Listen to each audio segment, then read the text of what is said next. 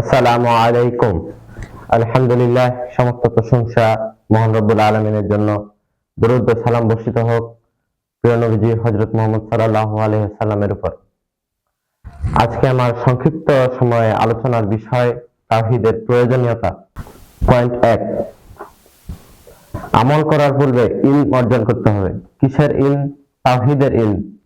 সূরা মুহাম্মদ ৪৭ নম্বর সূরা ১৯ নম্বর আয়াত আল্লাহ রাব্বুল আলামিন বলেন, অতএব জেনে রাখো আল্লাহ ছাড়া সত্য কোনো ইলাহ নেই।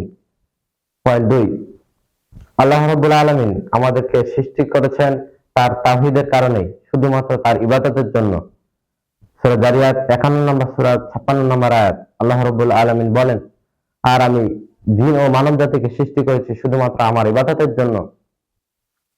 পয়েন্ট ৩, তাওহীদ হলো সকল নবী রাসূলের দাওয়াতের মূল প্রতিপাদ্য বিষয়।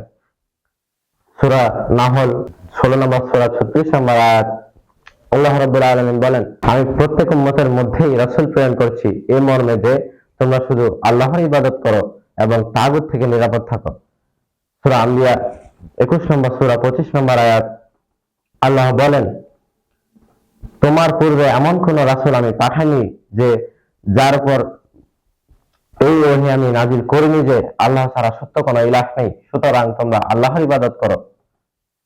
পয়েন্ট ৪, তাওহীদ হলো বান্দার প্রতি আল্লাহর অধিকার। সহিহ বুখারী ২৮৫৬ নম্বর হাদিস, রাসূল সাল্লাল্লাহু আলাইহি সাল্লাম বলেছেন, হে মুআজ, তুমি কি জানো বান্দার প্রতি আল্লাহর অধিকার কি আর আল্লাহর প্রতি বান্দার অধিকার কি? আমি বললাম,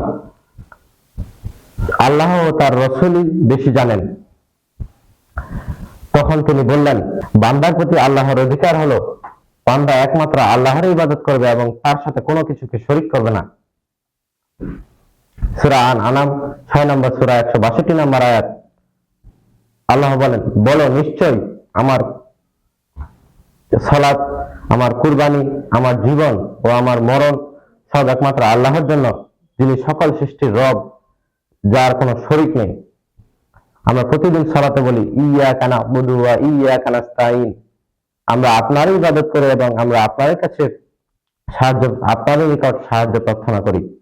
ইনশাআল্লাহ তাওহীদের প্রয়োজনীয়তা নিয়ে আরেকটি পর্বে আমার সাথে আরেকবার দেখা হবে ইনশাআল্লাহ।